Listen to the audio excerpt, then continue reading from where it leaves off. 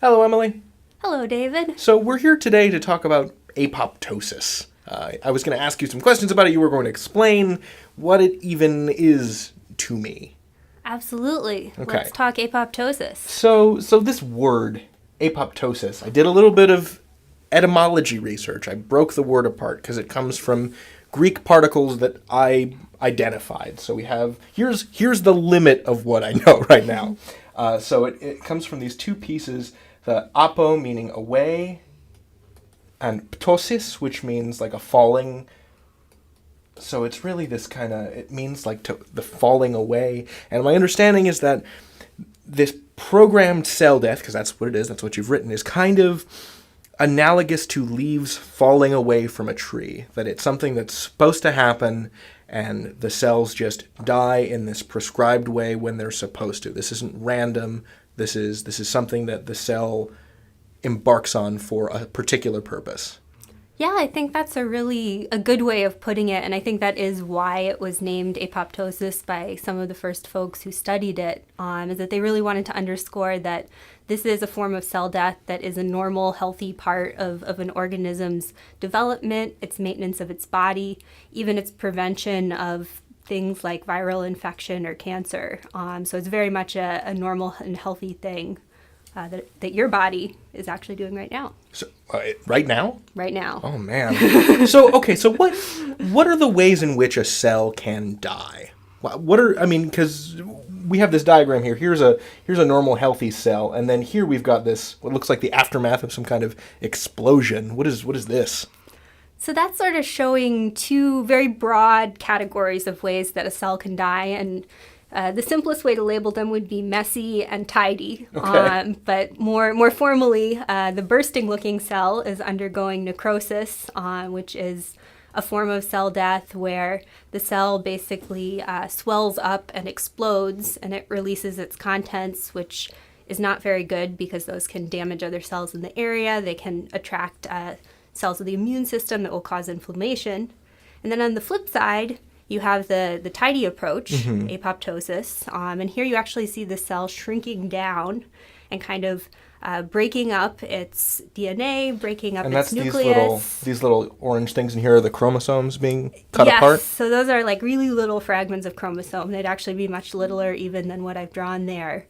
But what the cell's going to do is it's just kind of going to come apart into little fragments encircling different cell components. So you can sort of see those starting to bud off. And then cells from the immune system, whose job is basically to gobble up debris, they're going to come and eat those little fragments, and it's going to be like nothing ever happened. So this is kind of the difference between disposing of your garbage in trash bags and disposing of your garbage by just dumping it out the window of your apartment. Yes, I think that's true, but maybe even taking it a step further, if you dispose of your garbage in trash bags or by apoptosis, you can actually reuse what was in the garbage. Interesting. So other cells can use those components for their own purposes, and they won't suffer any damage from having nasty stuff floating around outside. So what are the circumstances under which apoptosis happens? Like how common is this, and how common is necrosis? So necrosis is usually something that your body does not want to happen. That's going to happen when a cell is perhaps exposed to a chemical toxin, when a cell is actually mechanically damaged. So those are circumstances where a cell has basically received an insult that has caused it to die in a not very controlled way. Okay. And apoptosis is kind of something that would be going on basically from the time a human being or another vertebrate is a tiny embryo throughout its life. So when you're developing your hands, your hand actually kind of starts out as this chunk of tissue that's kind of like a paddle. Okay. And it's actually apoptosis that is going to whittle your fingers out of that block. So I've got this hand, right? I've got this kind of like webby hand. And you're telling me that as the hand develops, the tissue gets reabsorbed into the other cells that were going to make up the rest of my hand? Yeah, so the cells, they'll first die by apoptosis, and then basically the blebs will get scavenged up. I'm sorry, the what? I guess I never named them, but These are called blebs? the little protrusions, that's a very technical term. That's a bleb. I love that. You'll see it in scientific That's publications. a science it's word? Great. Is It's totally bleb? scientific. I love that. It's All right. Blebs. Okay. You can also see them in the picture up So at right. what is this that's here? So that's basically just the same thing that the line diagram is, showing healthy cells, which is the left panel, and then blebby cells undergoing apoptosis, which is the right panel. So they're having all of their cell components repackaged into garbage bags to be, or if we want recycling bags, then to be sent off to other cells where their components can be reused as stuff? Exactly. Okay. Now what's this tadpole beast here? What is this about? So that's kind of the same thing that we were talking about with the hand, but another place where you see apoptosis happening in development is when you have a tadpole metamorphosing into a frog. So tadpoles, this is actually kind of part of the way there already, but tadpoles have a very long tail, and frogs generally don't have much of a tail to speak of. And the way that the frog loses its tail is through apoptosis. And again, it's said to resorb the tail so that it can make use of the cellular components. Cool. So tail just sort of shoops up and becomes hindquarters? Yeah, I don't actually know exactly, if it starts from the end and eats its way inward, but somehow it gets removed developmentally. Man, that's really cool. So it's not really like leaves falling off a tree. It's not like this is a three-toed skink or something, and if you grabbed a metamorphosing tadpole by the tail, it would just break off. It's really more that it gradually gets subsumed into the tissue of the growing frog. I mean, at the cellular level, I guess the cells they pull away from their neighbors, so in that sense it's a falling off, but it's not necessarily a falling off that you see as at the level of a whole organ. Mm-hmm. It would be more a falling off of an individual cell. So far we've given examples of apoptosis that are happening within developing creatures, but you're saying that within, like right now, apoptosis is happening in my body. That's a fact. So does that mean, is that just to keep the number of cells in my body constant?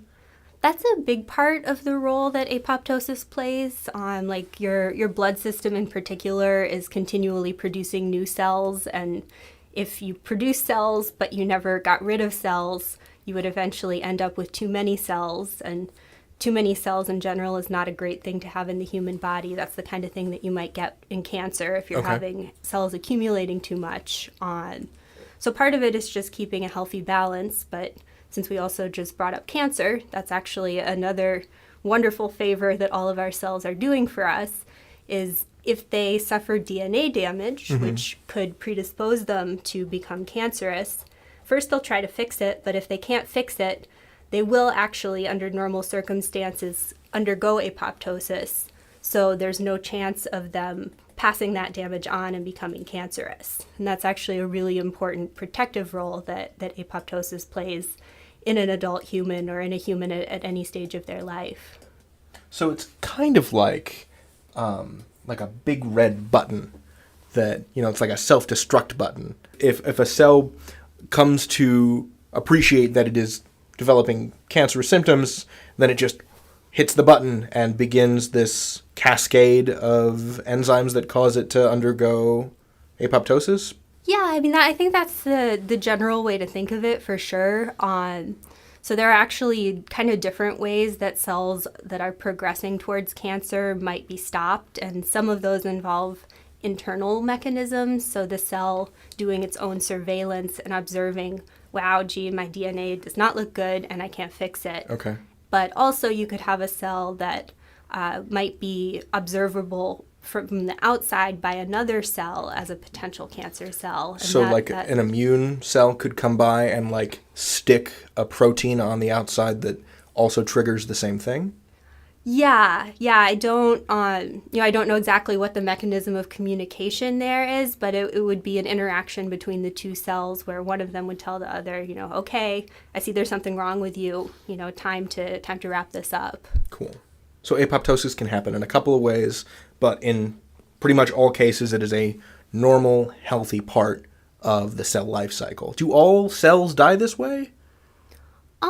I mean, there are cells that will undergo necrosis. So certainly, in that sense, not every cell in your body is going to die by apoptosis. I would imagine that there are also other ways of recycling used cells that are not exactly considered apoptosis. Like skin cells, some of them will undergo kind of a similar process, but it's not technically apoptosis, even though it is a regulated form of cell death. Okay. So I don't think that I would go as far as to say that all of your cells were eventually going to die this way, but it's sort of a very common maintenance way for cells to die and be replaced. Cool. Thanks, Emily. Thanks, David.